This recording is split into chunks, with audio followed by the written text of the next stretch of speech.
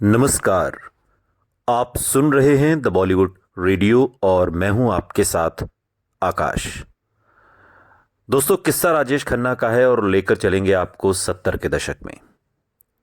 ये वो दौर है जब Rajesh Khanna back to back super duper hit फिल्में दे रहे थे और यूं लग रहा था कि सारी फिल्म इंडस्ट्री राजेश खन्ना को देख रही है। और राजेश खन्ना वो कामयाबी की सीढ़ियां दर सीढ़ियां चढ़े जा रहे थे। राजेश खन्ना ने एक साथ 3 फिल्में दी। 1972 में आई अपना देश, जो एमजी रामचंद्रन और जयललिता की बेहद सफल फिल्म नाम नाडू का हिंदी रीमेक थी। जोरदार फिल्मी लटको झटको, बढ़ा चढ़ाकर नाटकीयता, अजीबोगरीब पोशाकें और नाचने पर मजबूर करने वाले आर.डी. बर्मन के संगीतबद्ध गीतों, मसलन दुनिया में लोगों को, एक गाना है जो आशा भोसले और आर.डी. बर्मन ने गाया है, धोखा कभी हो जाता है,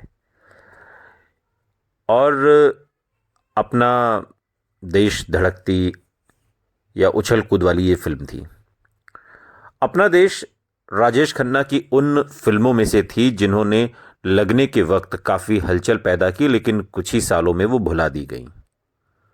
लेकिन इस दौर की अन्य कई सफल फिल्मों की तरह अपना देश में कुछ बातें ऐसी थीं जो आगे चलकर सिर्फ फिल्म की ही नहीं बल्कि उस दौर की भी प्रसिद्ध यादें बन गईं। मंत्रमुग्ध कर देने वाले गाने दुनिया में लोगों को धोखा कभी हो जाता है।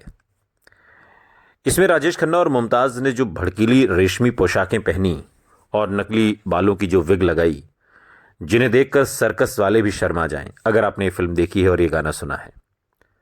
अमीर धोखेबाजों का स्वांग भरकर खलनायकों की तिकड़ी ओम प्रकाश, मदनपुरी और कन्हैयालाल को उल्लू बनाते हैं। ये तत्व आज के आइटम नंबर की शुरुआत माने जा सकते हैं और बॉलीवुड का खास मसाला जिसे दुनिया भर में पहचाना जाता है।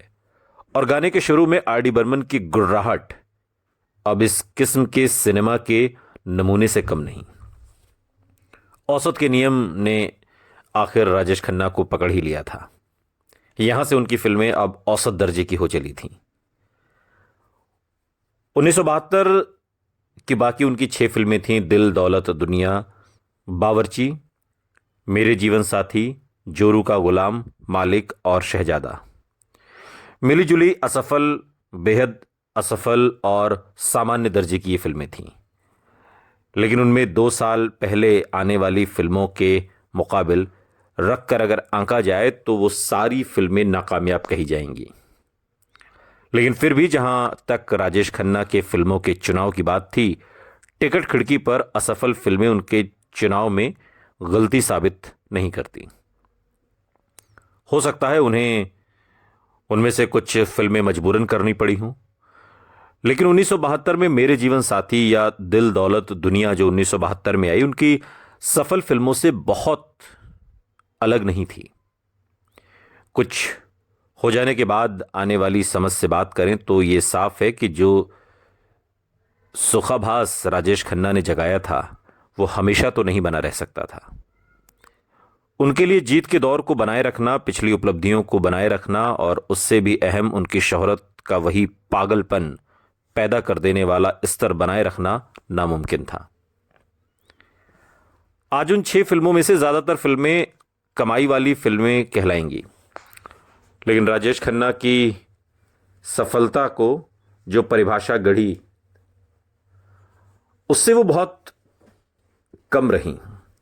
आनंद, हाथी मेरे साथी या अमर प्रेम और अपना देश के कुछ ही देर बाद आने वाली ये फिल्में निराशाजनक थीं और उस नींव को हिला दिया जिस पर राजेश खन्ना का सारा स्टारडम टिका हुआ था।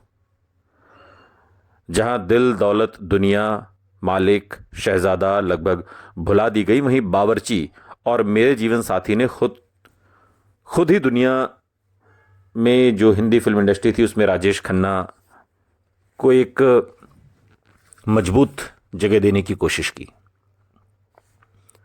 आर.डी. बर्मन की जादू भरी धुनों पर तैयार किए गए मजरूह सुल्तानपुरी के गीतों, मसलन चला जाता हूँ किसी की धुन पर, ये बहुत मशहूर रहा। या फिर ओ मेरे दिल के चैन, या दीवाना लेके आया है नजराना दिल का। किशोर कुमार की आवाज राजेश खन्ना को अभी भी सुपरस्टारडम के पीक पर ले जा रही थी। इन गानों ने मेरे जीवन साथी की याद को लगातार ताज़ा रखने में मदद की। और एक बार फिर नजर डालते हुए कि इस फिल्म और 1972 की सारी असफल फिल्मों को बॉक्स ऑफिस पर हमेशा के लिए राजेश खन्ना नाम के तूफान के अंत की शुरुआत की तरह देखा जा सकता है। बहुत बढ़िया संगीत और खास राजेश खन्ना अंदाज वाली ये फिल्म हर लिहाज से निश्चित सफलता होनी चाहिए थी। इसके गीत उस वक्त के कायदे के मुताबिक फिल्म से पहले रिलीज कर दिए गए थे। फिल्म के प्रचार में उनका ऐलान अगले ब्लॉकबस्टर के रूप में किया गया था और इसकी असफलता ने फिल्म जगत और राजेश खन्ना को हिला कर रख दिया। बावर्ची राजेश खन्ना की ऋषिकेश मुखर्जी के लिए दूसरी लंबी भूमिका और जिसके लिए निर्देशक ने राजेश खन्ना को शशि कपूर के लिए लगभग छोड़ ही दिया था और इस फिल्म ने उन्हें कल्ट फिल्म की जगह एक तरीके से राजेश खन्ना ने हासिल की। ऋषिकेश मुखर्जी ने पिंटू बाबा, ऋषिकेश मुखर्जी का राजेश खन्ना के लिए प्यार का नाम, उनसे कहा था कि फिल्म का बजट उनका खर्च नहीं उठा सकता और राजेश खन्ना ने ना सुनने को वो तैयार नहीं थे और उन्होंने ऋषिकेश मुखर्जी से उतना ही देने के लिए कह दिया कि जो उन्हें सही लगे आप उतना ही दे देना, पैसे की लेकर आपसे कोई बात नहीं है। पहले तो बावर्ची ज्यादा नहीं चली, लेकिन समय के साथ एक क्लासिक मानी जाने लगी। मिले जुले अभिनेताओं के समूह और सीधी सादी कहानी वाली फिल्म में खुशकिस्मती से राजेश खन्ना, ए.के. हंगल, दुर्गा खोटे, उषा किरण, काली बनर्जी, हरिंद्र चट्टोपाध्याय, असरानी, पेंटल, ये सब मनमोहक अतिथि भूमिकाओं में और लीड रोल में रहे। अभिनय सबका शानदार रहा। पर्दे पर इन किरदारों का दोस्ताना बावर्ची को एक सुखद बना देता है। आनंद के आनंद सहगल की तरह बावर्ची का रघु भी खुशियां बांटता है और बदले में बगैर कुछ चाहे। राजेश खन्ना का रघु भी आनंद का ही दूसरा रूप है जो आशा जगाता है, उम्मीद जगाता है और शायद इसलिए बावर्ची को आनंद के साथ ही याद किया जाता है। ये बदकिस्मती है कि अच्छे अभिनेताओं और मजाकिया पटकथा के बावजूद भी उनकी उसी साल आई जोरू का गुलाम एक मामूली फिल्म साबित हुई। और आज दोबारा फिल्म की चर्चा करें तो एक अच्छी खासी मनोरंजक पटकथा सामने आती है और कहा जाता है कि उसने हाउसफुल जो 2010 में आई एक फिल्म की प्रेरणा दी, जिसमें विडंबना से राजेश खन्ना के जमाई अक्षय कुमार थे। लेकिन अपने समय में जोरू का गुलाम एक औसत फिल्म से कमतर रही। दो और असफलताओं, मालिक और शहजादा, के साथ साल पूरा करने के बाद राजेश खन्ना उस सुपरस्टार से जिसने लगातार 15 हिट फिल्में दी थी, ऐसे अभिनेता बन गए जिसने लगातार 6 असफल फिल्में दी। मगर कोई और अभिनेता होता तो साल की पहली 3 फिल्मों की सफलता उसके बाद वाली 6 असफल फिल्मों को ढक देती। लेकिन राजेश खन्ना कोई और अभिनेता नहीं थे, वो तो अपने आप में एक लंबी लकीर के अभिनेता थे। और अपनों को औरों से बेहतर समझने वाले राजेश खन्ना इतने ज्यादा आम इंसान लगने लगे जितना वो कभी पसंद नहीं करते थे। उनकी कामयाबी की तरह उनकी नाकामयाबी को भी ऐसा ही समझा जाने लगा जैसे इससे पहले किसी ने ऐसी कोई नाकामयाबी देखी ही ना हो। जब से राजेश खन्ना फिल्म जगत में आए थे, किसी अभिनेता ने उनके स्टारडम को गंभीर चुनौती नहीं दी थी।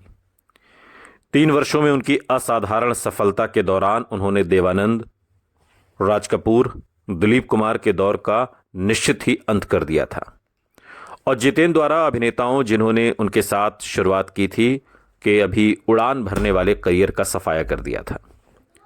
जॉनी मेरा नाम जो 1970 में आई, हरे रामा हरे कृष्णा 1971 में आई और देवानंद को छोड़कर धर्मेंद्र और मनोज कुमार ही वो सितारे थे जिन्हें राजेश खन्ना के उत्थान के दौरान कुछ सफलता हासिल हुई। हालांकि उन्हें कभी राजेश खन्ना के लिए चुनौती के रूप में नहीं देखा गया। दोनों ने ही उनको 2 बिल्कुल अलग मोर्चों पर नाराज कर दिया।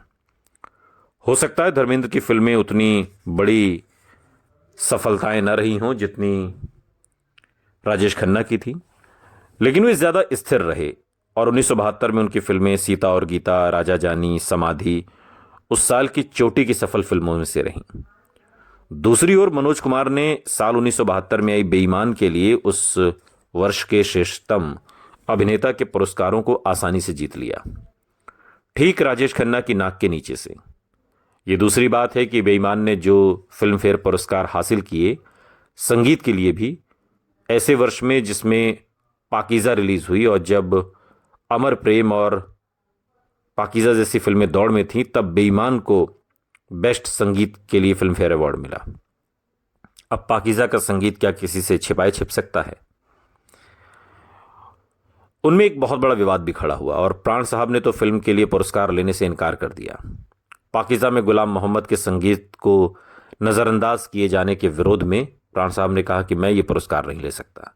इस जूरी को क्या ये नहीं पता कि पाकीज़ा जैसी फिल्म भी आई है इसी साल, और उसका जो बेजोड़ संगीत है उसका भी मुकाबला कोई कर सकता है क्या? उनकी बढ़िया अदायगियों में से एक अमर प्रेम में अदाकारी के लिए राजेश खन्ना को इनाम का मतलब होता है। चाहे टिकट खिड़की पर उनकी कामयाबी लड़खड़ाने लगी थी, फिर भी सब कुछ खत्म नहीं हुआ। ये पहचान उन्हें उस सराहना दिला देती जिसके लिए वो बेताब थे। उन दिनों फिल्म फेयर पुरस्कार के विजेताओं को पहले ही इत्तला दे दी जाती थी और राजेश खन्ना को मालूम हो गया था कि मनोज कुमार ने उन्हें पछाड़ दिया था। बेहद नाराज राजेश खन्ना ने इस जश्न को बिगाड़ने का ऐसा तरीका सोचा जिसे कोई भुला न सके। मशहूर है कि उन्होंने अपने स्टाफ से एक पार्टी का बंदोबस्त करने और पूरे फिल्म जगत को आशीर्वाद में आमंत्रित करने को कहा। ठीक उस समय जब फिल्म फेयर पुरस्कार शुरू हुआ, मतलब किसी कार्यक्रम को कैसे खराब किया जाए, ये अदा भी राजेश खन्ना को आती थी। खबर जंगल की आग की तरफ फैल गई और शाम से पहले ही यह साफ हो गया कि ज्यादातर लोगों ने फिल्म फेयर के आसमान को छोड़कर उस आसमान में चमकने का फैसला कर लिया जो अभी भी सबसे रोशन था। पहले तो पत्रिका ने इस खबर पर ज्यादा गौर नहीं किया, लेकिन एक बार यह जाहिर हो गया कि राजेश खन्ना झांसा नहीं दे रहे थे तो घबराहट शुरू हो गई। 2 दशक पहले शुरू हुई पहली बार पुरस्कार खतरे में था। अभी 2 दशक ही हुए थे इस फिल्म फेयर पुरस्कार को, और वो भी बहुत नामुमकिन सी दिशा से। पत्रिका के आला अफसरों ने वक्त रहते राजेश खन्ना को पार्टी रद्द करने के लिए मना लिया और राजेश खन्ना ने समारोह में भी अपनी उदासीन सी मौजूदगी दर्ज की। ऊपर से शांत लगने और ये दिखाने जैसे कुछ हुआ ही ना हो। उसी के बीच झूलते हुए वे सबको गुस्से से घूरते तो रहे, लेकिन शालीन बने रहे। साल 1972 खत्म हुआ। राजेश खन्ना ये मान सकते थे कि सबसे बुरा वक्त बीत चुका था। उन्हें पलक झपकते ही सफलता मिल गई और अब वो उसी तेज रफ्तार से उन्हें छोड़ने को भी तैयार थी। राजेश खन्ना की असफल फिल्में गिनती में सफल फिल्मों से अब ज्यादा हो रही थीं, लेकिन उन्हें सबसे बड़ा आघात इस बात ने नहीं पहुंचाया। जल्दी वो मुकाम आने वाला था जब उनकी असफलताएं उन्हें उतनी चोट नहीं पहुंचाने वाली थी जितनी दूसरी असफलताएं। एक व्यक्ति जिसको उन्होंने नाचीज समझकर झटक दिया था, अमिताभ बच्चन, और वो 2 लोग जिनकी उन्होंने वास्तव में कदर नहीं की थी और नाराज कर दिया था, सलीम जावेद। जल्दी ही वो बदलाव बनने वाले थे जैसे हिंदी सिनेमा अपनाने वाला था। कोई कल्पना भी नहीं कर सकता कि राजेश खन्ना के लिए सब कुछ इतना ज्यादा, इतनी तेजी से बदल जाएगा। लेकिन हिंदी सिनेमा के पहले सुपरस्टार का नीचे गिरना आरंभ हो चुका था और वो अभी सिर्फ 30 साल के भी नहीं थे। आप कल्पना कर सकते हैं, एक सितारा जो 30 साल का भी नहीं था, कामयाबी के शिखर पर चढ़कर नीचे उतर रहा था। सुनते रहिए द बॉलीवुड रेडियो, सुनता है सारा इंडिया।